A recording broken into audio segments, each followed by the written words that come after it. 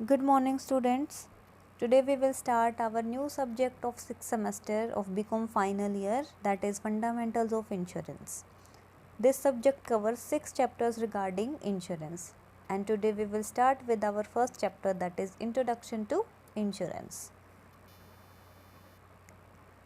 So, if we talk about introduction of insurance, what is the insurance? Different type of risk like death, accident, flood, fire, earthquake make the human life full of uncertainties. देखो, जो humans की life होती है उसमें कभी ना कभी कोई ना कोई प्रॉब्लम हमेशा रहती है, कोई ना कोई रिस्क हमेशा रहता है, like risk of death, accident, flood, fire, earthquake. और इन सब रिस्क की वजह से ह्यूमंस की लाइफ काफ़ी अनसर्टेन हो गई है। ह्यूमंस इन सब रिस्क को लेके बहुत ज़्यादा इनसिक्योर फील करते हैं, इसीलिए वो चाहते हैं कि इनके रिगार्डिंग उन्हें कोई प्रोटेक्शन प्रोवाइड करे, and that's why insurance is the answer to these risk and uncertainty. ठीक है, सो इंश्योरेंस क्या है? Insurance is a pool of funds. It is a pool of funds. Pool of fund का मतलब होता है कि जहाँ पर बहुत सारे लोग मिलके पैसा लगाते हैं, ठीक है, किसी कंपनी में इन्वेस्ट करते हैं। Created by persons expose to similar type of risk, means कुछ ऐसे पर्सन्स जिन्हें अपनी लाइफ या अपनी प्रॉपर्टी के रिगार्डिंग किसी तरह का कोई रिस्क है, तो वो क्या करते हैं, इंश्योरेंस कंपनी में अपना पैसा इन्वेस्ट करते हैं और ये चाहते हैं कि इन फ्यूचर अगर कोई भी मिसहैपनिंग हो तो वो लोग उसे कंपनसेट करें। ठीक है, तो वो क्या होगा? इंश्योरेंस होता है। Now what is the history of the insurance? वैसे अगर हम जनरली बात करें तो इंश्योरेंस दो तरह का होगा, एक होता है लाइफ इंश्योरेंस और एक होता है जनरल इंश्योरेंस। लाइफ इंश्योरेंस जो होता है वो किसी की लाइफ के रिलेटेड होता है, मीन्स अगर कोई पर्सन अपनी लाइफ के रिलेटेड अगर इंश्योरेंस पॉलिसी लेता है तो वो होती है लाइफ इंश्योरेंस। और अगर कोई पर्सन अदर देन लाइफ, यानी कि लाइफ के अलावा बाकी जो भी चीज़ें हैं, लाइक प्रॉपर्टी है, बिजनेस है, या फिर व्हीकल है या हाउस है, इनके रिगार्डिंग अगर इंश्योरेंस पॉलिसी लेगा तो वो सब किस में आएंगे?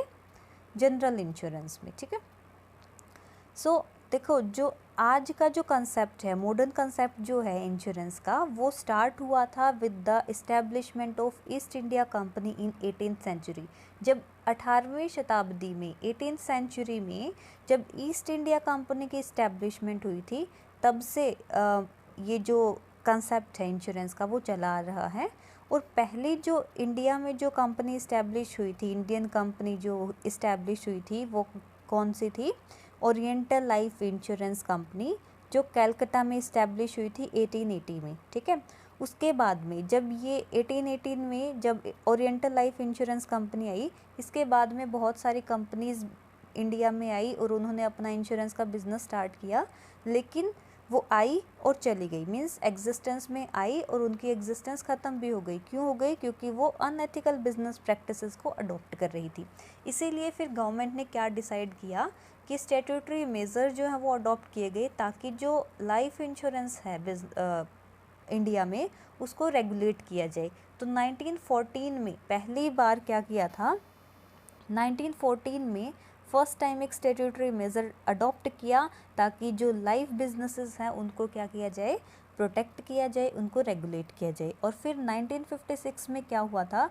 1956 में गवर्नमेंट ने इंडिया की जो गवर्नमेंट थी उसने एक नोटिफिकेशन इश्यू की कि जो सभी जो इंश्योरेंस कंपनीज़ हैं उनको क्या कर दिया जाएगा? नेशनलाइज कर दिया जाएगा, यानी कि नेशनलाइजेशन किया जाएगा जो बड़ी बड़ी जो इंश्योरेंस कंपनीज़ हैं उन सब का। ठीक है, नेशनलाइजेशन का मतलब होता है कि जो ओनरशिप है वो गवर्नमेंट के हाथ में दे दी जाती है।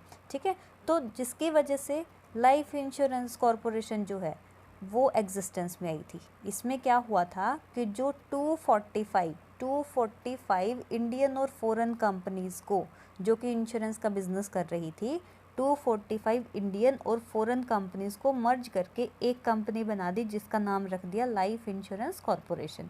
ठीक है, और उसके बाद में फिर 2000 में IRDA, insurance regulatory development authority को भी इस्टेब्लिश किया गया, ताकि जो लाइफ इंश्योरेंसेस हैं उनको क्या किया जाए, मतलब उनका जो बिज़नेस चल रहा है उसको रेगुलेट करे और साथ में जो प्राइवेट प्लेयर्स हैं मार्केट में वो भी क्या कर सके, एंटर कर सके। और फॉरेन कंपनीज जो हैं उनके लिए भी सिर्फ मतलब 25% की ऑनरशिप उनके लिए भी क्या कर दी, एलो कर दी। ठीक है, जैसे कमर्शियल बैंक्स होते हैं उनको रेगुलेट कौन करता है, आरबीआई करता है। सेम वैसे ही जो लाइफ इंश्योरेंस कंपनीज होती है उनको रेगुलेट करता है IRDA, insurance regulatory development authority of India. Okay, next is the general insurance. अभी जो हमने डिस्कस किया वो था लाइफ इंश्योरेंस की हिस्ट्री, अब है जनरल इंश्योरेंस। जनरल इंश्योरेंस आया था 17th सेंचुरी में, लाइफ इंश्योरेंस कब आया था, 18th सेंचुरी में, और जनरल इंश्योरेंस आया था 18th सेंचुरी में। ठीक है, तो earlier general insurance was due to industrial revolution of waste.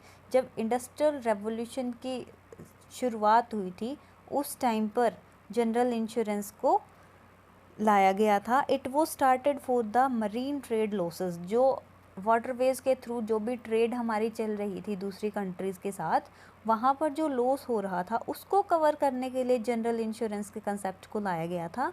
और एक इंडियन मर्केंटाइल इंश्योरेंस लिमिटेड को सेटअप किया गया 1907 में, ताकि जो सभी तरह के जो जनरल इंश्योरेंस बिजनेस है उनकी ट्रांजैक्शन की जा सके। ठीक है, उसके बाद में फिर 1957 में जनरल इंश्योरेंस काउंसिल को सेटअप किया गया, ताकि सारे जो बिजनेसेस हैं वो क्या कर सके, अच्छे से यानी कि एफिशिएंटली और स्मूथली रन कर सके, फेयर कंडक्ट ऑफ बिजनेस के लिए and adopting the sound business practices, उसके लिए जनरल इंश्योरेंस काउंसिल को सेटअप किया। और फिर 1972 में जनरल इंश्योरेंस को क्या कर दिया, नेशनलाइज कर दिया, और जिसकी वजह से general insurance corporation of India का सेटअप हुआ। ठीक है, सो ये थी हिस्ट्री हमारी लाइफ और जनरल इंश्योरेंस की। Now the next one is meaning of insurance. Insurance is a risk transfer mechanism. Risk transfer mechanism का मतलब होता है कि जहाँ पे एक पर्सन का रिस्क दूसरे को ट्रांसफ़र कर दिया जाता है। मीन्स अगर एक पर्सन है उसको अपनी लाइफ या अपनी प्रॉपर्टी के रिगार्डिंग किसी भी तरह का कोई रिस्क है तो वो क्या करेगा, इंश्योरेंस कंपनी के पास जाएगा और अपनी लाइफ का या फिर प्रॉपर्टी का क्या करवा लेगा, इंश्योरेंस करवा लेगा। ठीक है, और बदले में इंश्योरेंस कंपनी उसको गारंटी देगी कि at the event of loss, अगर कोई भी लॉस होता है तो हम उसको कंपनसेट करेंगे। ठीक है, तो यहाँ पर एक पर्सन का जो लॉस है वो क्या हो गया, ट्रांसफ़र हो गया इंश्योरेंस कंपनी पे। ठीक है, it is the contract of compensation. Insurance जो है वो एक कॉन्ट्रैक्ट है किस चीज़ का, कंपनसेशन का, इन केस ऑफ पोटेंशियल लॉस, यानी कि तभी होगा जब कोई फ्यूचर में पोटेंशियल लॉस होगा। ठीक है, तभी जो है कंपनसेशन अमाउंट पे की जाएगी by the insurance company. Okay, the loss में be the life for the life और प्रॉपर्टी, यानी कि लॉस जो है वो लाइफ का भी हो सकता है और प्रॉपर्टी का भी हो सकता है। लेकिन जो पर्सन कंपनसेशन चाहता है उसके लिए ज़रूरी है कि वो कंपनी के साथ में क्या करे, कॉन्ट्रैक्ट करे उस पर्टिकुलर लॉस के लिए। ठीक है, और जो कंपनी गारंटी देती है, द कंपनी हु इंडेमनीफाइज, इंडेमनीफाई का मतलब जो एश्योरेंस दिलाती है उस पर्सन को, उस कंपनी को बोलते हैं इंश्योरर, और जो पर्सन जिसको गारंटी दी जाती है उसको बोलते हैं इंश्योर्ड। और जो इंश्योरेंस कंपनी जो भी अमाउंट चार्ज करेगी, जो भी फ़ी वो चार्ज करती है उसको बोलते हैं हम premium. Okay, definition of insurance. Insurance is a contract in which sum of money is paid by the assured. Means एक ऐसा कॉन्ट्रैक्ट है जहाँ पे एक अमाउंट जो है वो पे की जाती है एश्योर्ड के द्वारा। एश्योर्ड यानी कि वो पर्सन जिसको अपनी लाइफ और अपनी प्रॉपर्टी के लॉस का रिस्क है। ठीक है, in consideration of the insurers incurring the risk of paying a large sum upon a given contingency, यानी कि वो जो अमाउंट पे करेगा एश्योर्ड वो किसके बदले में करेगा, क्योंकि जो इंश्योरर है यानी कि जो इंश्योरेंस कंपनी है वो एश्योरेंस दिलाती है कि फ्यूचर में कोई भी जो कंटीजेंट सिचुएशन होगी उसके लिए हम पे करेंगे। Okay, insurance is a source of distribution of loss of few persons into many person, क्योंकि यहाँ पे क्या होता है कि बहुत से लोग जो हैं वो क्या करेंगे, अपनी इंश्योरेंस पॉलिसी करवाते हैं तो उसके लिए वो क्या करते हैं, इंश्योरेंस कंपनी के पास जाते हैं और पैसा इन्वेस्ट करते हैं उसमें। ठीक है, सो उनका लॉस जो है वो बाकी सभी लोगों में क्या हो गया, डिस्ट्रीब्यूट हो गया। तो it is a source of distribution of loss, वहाँ पे लॉस को क्या कर दिया, डिस्ट्रीब्यूट कर दिया of few persons into many persons. Okay,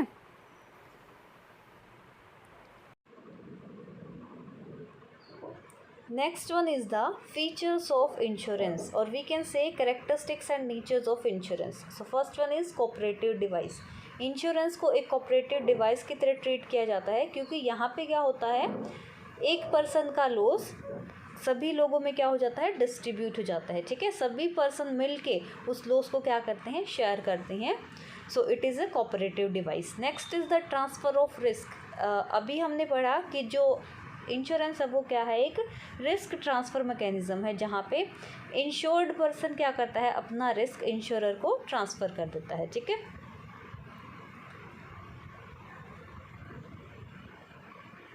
next is the spreading of risk. Insurance एक ऐसा मैकेनिज़्म है जिसके अंदर फ्यू पर्सन्स का जो भी रिस्क होता है वो लार्ज नंबर ऑफ पीपल्स में क्या हो जाता है, स्प्रेड हो जाता है, यानी कि कुछ लोगों का रिस्क बहुत सारे लोगों में क्या हो जाता है, डिस्ट्रीब्यूट हो जाता है।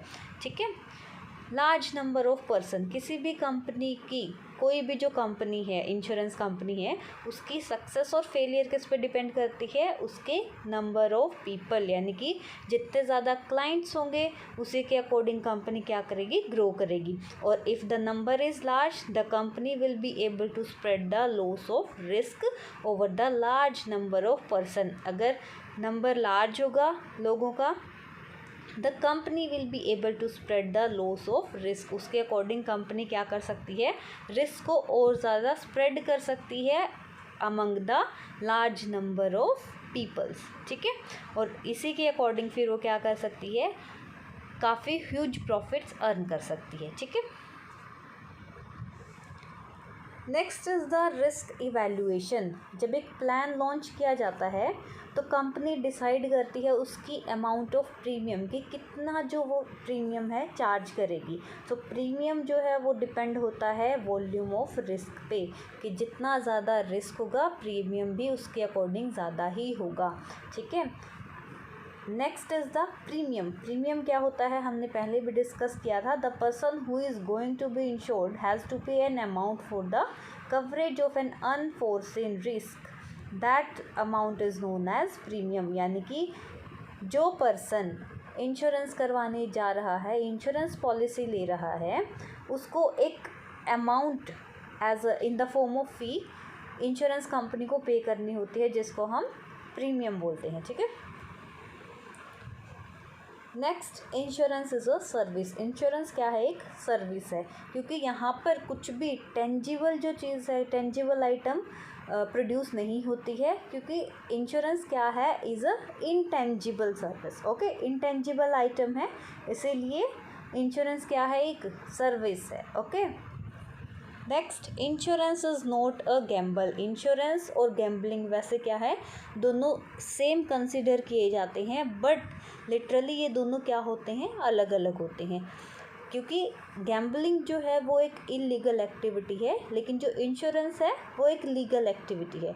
गैम्बलिंग क्या है, एक स्पेक्यूलेटिव रिस्क है। स्पेक्यूलेटिव रिस्क का मतलब जो हमें एक्चुअली पता नहीं है कि होगा भी कि नहीं, यानी कि दैट इज़ इमेजिनेटिव रिस्क। ठीक है, बट जो इंश्योरेंस होता है वो प्योर रिस्क है, यानी कि हमें पता है कि डेफिनेटली ऐसा होगा, like death of the person. ठीक है,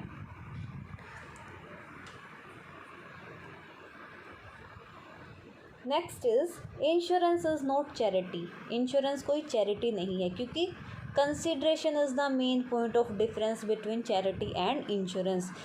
चैरिटी में तो क्या है, किसी तरह की कोई कंसिडरेशन अमाउंट पे नहीं की जाती है, लेकिन इंश्योरेंस के अंदर हमेशा एक कंसिडरेशन अमाउंट पे की जाती है।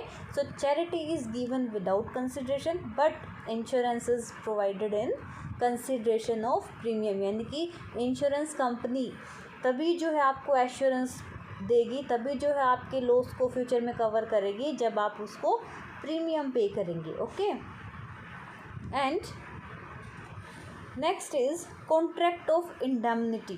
कॉन्ट्रैक्ट ऑफ इंडेमनिटी का मतलब है कि जितना एक्चुअल लॉस हुआ है वो सब कवर किया जाता है इंश्योरेंस कंपनी के थ्रू।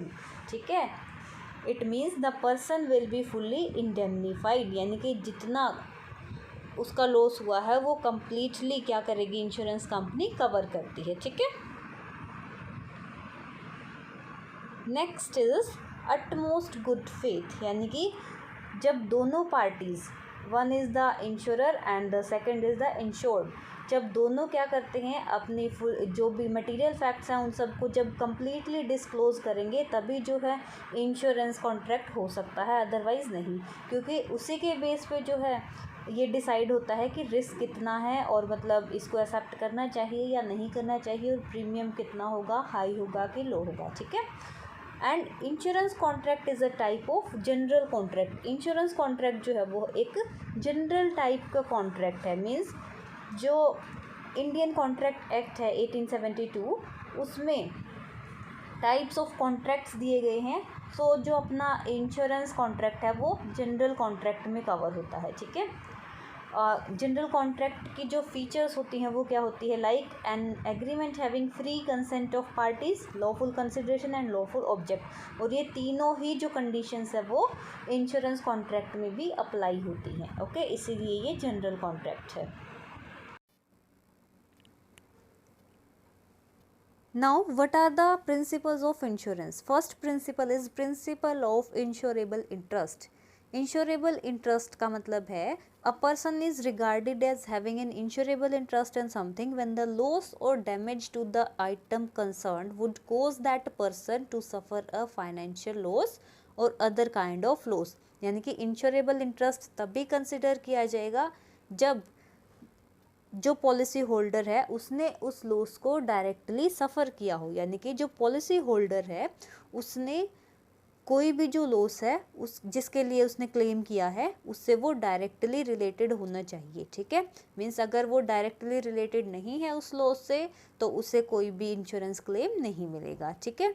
और लाइफ इंश्योरेंस के केस में इंश्योरेबल इंटरेस्ट तब कंसिडर किया जाता है जिस टाइम पे पॉलिसी ली जा रही है, ठीक है। जिस टाइम पर पॉलिसी क्लेम की जाएगी उस टाइम पर इंश्योरेबल इंटरेस्ट होना ज़रूरी नहीं है। मरीन इंश्योरेंस के केस में उल्टा है, यहाँ पे जिस टाइम पर पॉलिसी ली जाती है उस टाइम पर इंश्योरेबल इंटरेस्ट हो ये ज़रूरी नहीं है, लेकिन जिस टाइम पर क्लेम की जाएगी उस टाइम पर होना ज़रूरी है। और जो बाकी जो इंश्योरेंस बच गए, मीन्स जो बाकी जनरल टाइप ऑफ इंश्योरेंस जो भी हैं, वहाँ पर दोनों ही सिचुएशंस में जब पॉलिसी ली जाती है तब भी और जब पॉलिसी क्लेम की जाती है तब भी दोनों टाइम पे क्या होना चाहिए, इंश्योरेबल इंटरेस्ट होना चाहिए, okay. Next principle is the principle of subrogation. इसका मतलब होता है substituting one party for another in the legal setting. It means कि एक जो पर्सन है जिसको इंश्योरेंस क्लेम मिलना था उसकी जगह किसी दूसरे पर्सन को इंश्योरेंस क्लेम मिल जाता है। फॉर एग्जांपल कोई मिस्टर ए है, उसने अपने हाउस का इंश्योरेंस करवाया 10 लाख रुपीज़ के लिए, ठीक है। एंड मिस्टर ए का नेबर है मिस्टर बी, उसकी नेग्लिजेंस की वजह से मिस्टर ए का हाउस डिस्ट्रॉय हो जाता है, तो जो इंश्योरेंस कंपनी है अब उसे मिस्टर ए को 10 लाख रुपीज़ पे करनी है, ठीक है। But at the same time company क्या करती है, मिस्टर बी पे कोर्ट केस कर देती है, सपोज़ 11 लाख रुपीज़ का करती है और कंपनी केस जीत जाती है, तो वहाँ पे अब कंपनी को जो 10 लाख रुपीज़ पे करने थे मिस्टर ए को, अब वो खुद रिटेन कर सकती है और साथ में जो लीगल चार्जेस हैं वो, साथ में जो कोर्ट फीस उसने पे की है वो सब रिटेन करके रख सकती है।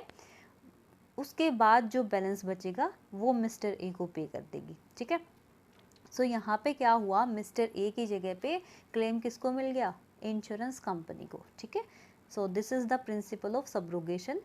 Next is the principle of indemnity. Principle of indemnity कहता है कि जो इंश्योर्ड पर्सन है उसको एक्चुअल लॉस जो भी होगा, यानी कि जितनी अमाउंट का लॉस उसको हुआ है वो फुल्ली क्या करेगी, कंपनसेट करेगी इंश्योरेंस कंपनी, ठीक है। इस प्रिंसिपल का मेन ऑब्जेक्टिव ये रहता है कि जो भी इंश्योर्ड है उसको जो लॉस हुआ है उससे पहले उसकी जो भी फाइनेंशियल पोजीशन थी उस सेम फाइनेंशियल पोजीशन को मेंटेन करके रखा जाए, ठीक है। Next is the principle of contribution. Principle of contribution जो है वो प्रिंसिपल ऑफ इंडेमनिटी को फॉलो करता है। मीन्स जहाँ पर प्रिंसिपल ऑफ इंडेमनिटी होगा उसके जस्ट बाद क्या होगा, प्रिंसिपल ऑफ कंट्रीब्यूशन, मीन्स जहाँ इंडेमनिटी होगा वहीं पर प्रिंसिपल ऑफ कंट्रीब्यूशन भी होता है। प्रिंसिपल ऑफ कंट्रीब्यूशन का मतलब है कि सपोज एक जो पर्सन है वो अगर सेम टाइप के रिस्क के लिए अलग अलग कंपनीज से इंश्योरेंस करवा लेता है। फॉर एग्जांपल, कोई मिस्टर ए है वो अपनी कार का इंश्योरेंस करवा लेता है, कोई यूनाइटेड इंडिया इंश्योरेंस कंपनी है वहाँ से 10 लाख रुपए का, and from national insurance company for 6 lakh rupees, ठीक है। और एक्सीडेंटली उसकी कार डैमेज हो जाती है तो वो जो मिस्टर ए है वो 2 लाख रुपीज़ के लिए क्लेम करता है। अब जो मिस्टर ए है वो या तो क्या करे, एक ही कंपनी से 2 लाख रुपीज़ ले क्लेम कर ले, और या फिर दोनों कंपनी से प्रोपोर्शनेटली अमाउंट क्या कर ले, क्लेम कर ले, ठीक है। तो ये होता है principle of contribution.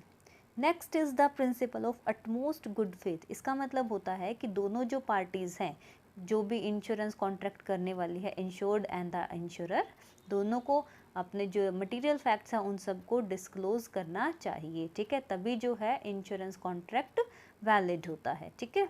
Next is the principle of causa proxima. Causa proxima का मतलब होता है एक ऐसा प्रिंसिपल जो ये कहता है कि अगर जो पॉलिसी होल्डर है उसको किसी तरह का कोई लॉस हुआ है किसी वजह से, तो जो वो वजह है ना, यानी कि जिस रीज़न से लॉस हुआ है वो रीज़न उसका इमीडिएट रीज़न होना चाहिए। इमीडिएट मतलब यानी कि डायरेक्ट रीज़न होना चाहिए। ये नहीं है कि कोई ऐसा रीज़न है जो काफ़ी रिमोट है, ठीक है। मीन्स जो इनडायरेक्टली हो सकता है कि उसकी वजह से हो, बट ऐसे जो रीजंस है उसको कंसिडर नहीं किया जाता। सिर्फ जो इमीडिएट, जो डायरेक्टली रिलेटेड होता है उसी कोज को हमेशा कंसिडर किया जाता है, ठीक है। Next principle is the principle of mitigation of loss. It means कि अगर कोई एक पर्सन है उसने किसी टाइप के भी रिस्क के लिए अगर इंश्योरेंस करवा रखा है, ठीक है, और इन केस कि वो इवेंट हो जाता है एक्चुअली, यानी कि कोई मिसहैपनिंग हो जाती है, तो उसे उस लॉस को कम करने के लिए नेसेसरी स्टेप्स उठाने चाहिए। ये नहीं है कि बस वो बैठ के देखता रहे। फॉर एग्जांपल कि मिस्टर ए है, अगर उसने अपने हाउस का इंश्योरेंस करवा रखा है और इन केस कि उसके हाउस में कोई शॉर्ट सर्किट हो जाता है और जिसकी वजह से आग लग जाती है, ठीक है, और अब ये नहीं है कि वो बैठ के देखता रहेगा क्योंकि उसने इंश्योरेंस करवा रखा है और लॉस जो है वो इंश्योरेंस कंपनी सफ़र करेगी, ठीक है, ऐसा नहीं है। He must have to take some necessary steps to minimise that loss. तो लाइक फायर ब्रिगेड बुला सकता है या फिर फायर एक्सटिंग्विशर्स का यूज़ कर सकता है या नेबर्स की हेल्प ले सकता है, ठीक है। So this is the principle of mitigation of loss.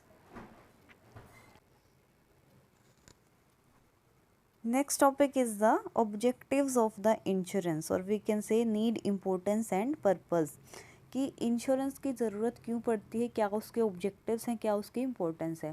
So firstly अगर हम इंडिविजुअल एस्पेक्ट्स की बात करें, means individual point of view से अगर देखें तो क्या ऑब्जेक्टिव्स हैं, क्या इंपॉर्टेंस है। First is the security. Insurance future में होने वाले जो भी रिस्क हैं, जो भी अनसर्टेन इवेंट्स हैं, उनके रिगार्डिंग सिक्योरिटी प्रोवाइड करता है एक इंडिविजुअल पर्सन को, okay. Next is the forced saving.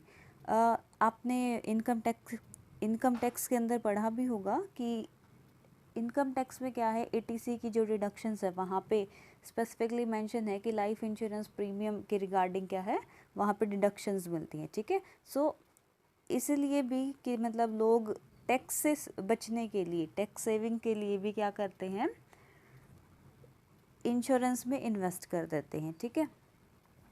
Next is the mental peace. Mental peace means कि अगर जो इंडिविजुअल पर्सन है वो अपनी लाइफ या अपनी प्रॉपर्टी के रिगार्डिंग इंश्योरेंस ले लेता है, तो वो क्या करेगा, सिक्योर फील करेगा, ठीक है। और सिक्योर होगा तो ऑब्वियसली उसको किसी भी तरह की कोई टेंशन नहीं रहेगी फ्यूचर में जो भी मिस हैपनिंग्स होने वाली है उसके रिगार्डिंग, क्योंकि उसको पता है कि अगर उसने इंश्योरेंस ले रखा है तो इंश्योरेंस कंपनी कंपनसेट करेगी, ठीक है। Next is the economic independence. A family depends upon the earning hand, क्योंकि कोई भी जो फैमिली है वो सिर्फ और सिर्फ अर्निंग हैंड पर डिपेंड होती है। अगर बाय चांस जो अर्निंग हैंड है उसके साथ कोई मिसहैपनिंग हो जाती है या वो डेथ हो जाती है उसकी, तो उसकी वजह से फैमिली को काफ़ी सफ़र करना पड़ता है। इसीलिए, और अगर उसने इंश्योरेंस करवा रखा है तो वहाँ पे क्या होगा, जो इंश्योरेंस कंपनी है वो उसके लॉसेस को क्या कर देगी, कवर कर देगी। ठीक है, सो इस वजह से इकोनॉमिकली इंडिपेंडेंट बनाता है ये फैमिलीज़ को, जो कि अर्निंग हैंड पे डिपेंड होती है उनको। ठीक है, next is the credit facility. जिस पर्सन ने इंश्योरेंस पॉलिसी ले रखी होती है वो क्या करते हैं कि अगर उन्हें लोन की रिक्वायरमेंट है तो वो अपनी इंश्योरेंस पॉलिसी जो है उसको गिरवी रख के भी लोन की फैसिलिटी ले सकते हैं। ठीक है, next is the tax exemption. अभी हमने पहले भी डिस्कस किया कि ये फोर्स्ड सेविंग है, और टैक्स एग्जम्पशन की सेक्शन 80C जो है इनकम टैक्स में, सेक्शन 80C जो है वहाँ पे इसके रिगार्डिंग क्या है, इंश्योरेंस प्रीमियम के रिगार्डिंग हमेशा एग्जम्पशन मिलती है। ठीक है, next is the protection against mortgage. Means suppose कि किसी पर्सन ने अपनी प्रॉपर्टी के रिगार्डिंग लोन ले रखा है, और इन केस की किसी मिसहैपनिंग की वजह से उस पर्सन की डेथ हो जाती है, तो उसकी जो फैमिली है उस प्रॉपर्टी को यूज़ नहीं कर पाएगी। ठीक है, बट अगर उस पर्सन ने इंश्योरेंस पॉलिसी ली होती उस प्रॉपर्टी के रिगार्डिंग, तो वहाँ पर इंश्योरेंस कंपनी उस प्रॉपर्टी के लोन की पेमेंट कर सकती है, और जो फैमिली है वो फिर अपनी उस प्रॉपर्टी को रिटेन कर सकती है। Okay, next is the profitable investment. लोग इंश्योरेंस कंपनीज में इसलिए भी इन्वेस्ट करते हैं, इसलिए भी इंश्योरेंस पॉलिसी लेते हैं, क्योंकि यहाँ पे एक प्रॉफिटेबल इन्वेस्टमेंट इसको कंसिडर किया जाता है। क्योंकि इंश्योरेंस पॉलिसीज में इन्वेस्ट करने से एक तो रेगुलर सेविंग होती है, नेक्स्ट कैपिटल फॉर्मेशन भी होता है, और रिटर्न्स भी काफ़ी अच्छे मिलते हैं। Okay, and the next is future needs. Future needs means कि फ्यूचर में जो भी रिक्वायरमेंट्स होती हैं किसी भी इंडिविजुअल पर्सन की, लाइक ओल्ड एज नीड्स होगी, रीएडजस्टमेंट नीड्स है, चिल्ड्रन एजुकेशन नीड्स है, marriage and settlement of children, तो इन सब से रिलेटेड भी वो इनसिक्योर रहते हैं, इसलिए भी वो इंश्योरेंस पॉलिसी ले लेते हैं। ठीक है, तो ये सब तो थे इंडिविजुअल एस्पेक्ट्स। अब हम पढ़ेंगे इकोनॉमिक आस्पेक्ट्स, यानी कि इकोनॉमिक पॉइंट ऑफ व्यू से अगर देखें तो क्या बेनिफिट्स हैं, क्या इंपॉर्टेंस है। First is the safety against business loss. किसी भी पर्सन को अगर अपने बिजनेस के रिगार्डिंग किसी भी तरह का रिस्क रहता है तो वो भी क्या करता है, अपने बिजनेस का इंश्योरेंस करवा लेता है, तो इन केस वहाँ पर उसको जो भी लॉसेस होंगे फ्यूचर में उनसे वो बच सकता है। ठीक है, क्योंकि वहाँ पे इंश्योरेंस कंपनी क्या करेगी, उसे पे कर देगी। ठीक है, next is the increased efficiency. अब इंश्योरेंस की वजह से एफिशिएंसी कैसे इंक्रीज़ होगी। सपोज़ एक पर्सन है जिसने अपने बिजनेस से रिलेटेड इंश्योरेंस ले रखा है, तो इन केस जब भी फ्यूचर में कोई भी मिसहैपनिंग होगी तो उसे पता है कि वहाँ इंश्योरेंस कंपनी क्या करेगी, कंपनसेट कर देगी। ठीक है, तो इसलिए वो फ्यूचर के टेंशन को छोड़ के पूरा फोकस जो है वो बिजनेस पे लगाएगा। इस वजह से उसकी एफिशिएंसी क्या हो जाएगी, इंक्रीज़ हो जाएगी। Okay, then keyman indemnification. Keyman indemnification का मतलब होता है, कीमैन होता है एक इम्पॉर्टेंट पर्सन, किसी भी बिजनेस या फिर किसी ऑर्गेनाइजेशन का एक ऐसा इम्पॉर्टेंट पर्सन जिसके बिना जो ऑर्गेनाइजेशन है वो एफिशिएंटली रन नहीं कर सकती। कीमैन इसलिए भी हो सकता है बिकॉज ऑफ हिज एक्सपर्टाइज और एक्सपीरियंस और गुडविल और एनी अदर रीज़न। ओके, तो बिजनेस ऑर्गेनाइजेशंस क्या करती हैं, अपने की मैन का इंश्योरेंस करवा लेती है इन केस कि अगर फ्यूचर में कोई मिसहैपनिंग हो जाए या की मैन डिसेबल हो जाए तो उसकी वजह से बिजनेस को कोई लॉस ना हो। ठीक है, दैट्स वाई वो उसका इंश्योरेंस करवा लेते हैं। Next is the credit facility. अब जैसे इंडिविजुअल एस्पेक्ट्स को कंप्लीट करता है, सेम बिजनेस एस्पेक्ट्स में भी है कि क्रेडिट फैसिलिटीज़ जो हैं वो यहाँ पर भी क्या है, सेम रोल प्ले करती हैं, क्योंकि बिजनेस भी क्या करते हैं, उनको भी लोन की रिक्वायरमेंट होती है, तो वो अपनी पॉलिसी को गिरवी रख के कोलैटरल सिक्योरिटी के फॉर्म में क्रेडिट फैसिलिटी अवेल कर सकते हैं। ठीक है, और इससे उनकी क्रेडिट वर्दीनेस भी इंक्रीज़ होती है ताकि वो आगे फ्यूचर में भी और लोन्स ले सके। ठीक है, next is the business partner funding. अब in case of partnership firm, वहाँ पर भी क्या होता है कि अगर सपोज़ कि 2 या 3 पार्टनरशिप फॉर्म को चला रहे हैं और उनमें से अगर एक पार्टनर जो है उसका अगर इंश्योरेंस नहीं है और इन केस उसकी डेथ हो जाती है तो सारा जो भी मतलब लॉस होगा या जो भी डेट्स है उसके बिहाफ पे किसको पे करने पड़ेंगे, बाकी जो रिमेनिंग पार्टनर्स हैं उनको पे करने पड़ेंगे। लेकिन अगर उस पार्टनर का इंश्योरेंस है तो वहाँ पर पार्टनर्स को किसी भी तरह की कोई टेंशन लेने की ज़रूरत नहीं है, क्योंकि उसके बिहाफ पे इंश्योरेंस कंपनी क्या करेगी, आगे पे करेगी। ठीक है। Next is the employee welfare. अब बहुत सारी ऑर्गेनाइजेशंस जो होती हैं वो क्या करती हैं, डिफरेंट स्कीम्स लॉन्च करती हैं अपने एम्प्लॉयज़ को रिटेन करने के लिए। ठीक है। तो ये एम्प्लॉई वेलफेयर स्कीम में भी इन्वॉल्व होता है कि बहुत सारे एम्प्लॉयर क्या करते हैं, अपने एम्प्लॉयज़ का इंश्योरेंस करवा देते हैं। ठीक है। Then inflation control. गवर्नमेंट क्या करती है, इंश्योरेंस को as an inflation control measure की फॉर्म में यूज़ करती है। पहले तो ये सिस्टम क्या है, 2 तरीके से काम करेगा। पहले जो इंश्योरेंस कंपनी है वो क्या करती है, पब्लिक से पैसा कलेक्ट करेगी। ठीक है। और उसके बाद में जब पैसा कलेक्ट कर लेगी पब्लिक से तो इकोनॉमी में मनी का सर्कुलेशन क्या हो जाएगा, कम हो जाएगा। ठीक है। और सेकेंडली फिर इंश्योरेंस कंपनी आगे क्या करती है, बाकी जो कंपनीज़ होती हैं, बड़ी बड़ी कंपनीज़ जो होती हैं उनको लोन के फॉर्म में प्रोवाइड कर देती है ये पैसा। ठीक है। तो इस वजह से क्या होता है, कंपनी उस पैसे को यूज़ करती है प्रोडक्शन के लिए और जो फिर डिमांड और सप्लाई का जो गैप है वो मिनिमाइज हो जाता है और जिसकी वजह से इन्फ्लेशन कंट्रोल हो जाता है। ठीक है। Next is the financial help. Insurance company जो है एज एन इंटरमीडियरी काम करते हैं, as an financial intermediary. Okay. तो फाइनेंशियल इंटरमीडियरी के फॉर्म में जब वो काम करते हैं तो उसकी वजह से कंपनीज़ को जो भी लोन की रिक्वायरमेंट होती है उस सब को कौन पूरा करेगा, इंश्योरेंस कंपनी पूरा करती है। ठीक है। एंड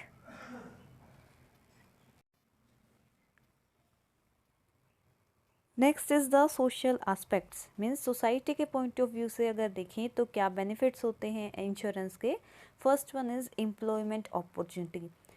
अभी हमने मीनिंग में डिस्कस किया था कि इंश्योरेंस क्या है, एक सर्विस है, क्योंकि यहाँ पर कोई टेंजिबल आइटम जो है वो नहीं बनती है। सो इंश्योरेंस क्या है, एक सर्विस इंडस्ट्री है। तो सर्विस इंडस्ट्री जहाँ होगी वहाँ पर बहुत सारी एम्प्लॉयमेंट अपॉर्चुनिटीज़ होती है रिगार्डिंग द क्लरिकल और सपोर्टिंग स्टाफ की बहुत ज़्यादा ज़रूरत रहती है।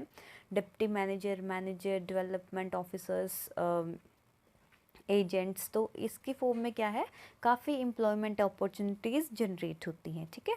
नेक्स्ट है इकोनॉमिक ग्रोथ।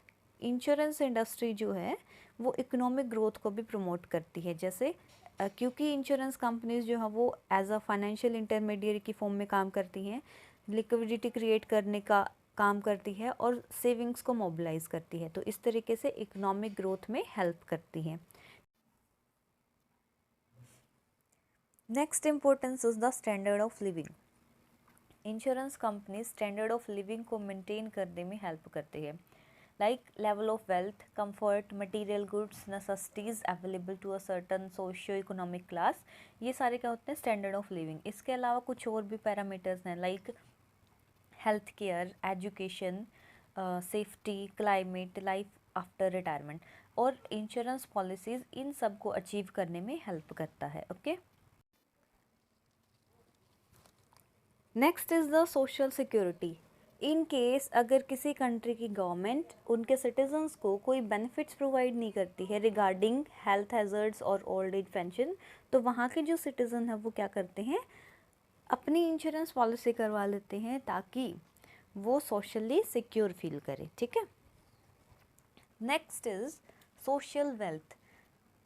जब obviously social security as a tool अगर यूज़ किया जाता है इंश्योरेंस पॉलिसी को, तो उसकी वजह से सोशल वेल्थ भी जो है हमारी सेफ रहती है। Like social wealth in case of cover against living and the physical wealth, यानी कि लाइफ रिलेटेड और फिजिकल वेल्थ रिलेटेड, यानी कि लाइफ और प्रॉपर्टी का जो भी लॉस होता है उसको भी ये कवर करता है, इसीलिए सोशल वेल्थ को भी प्रोटेक्ट करता है। ठीक है।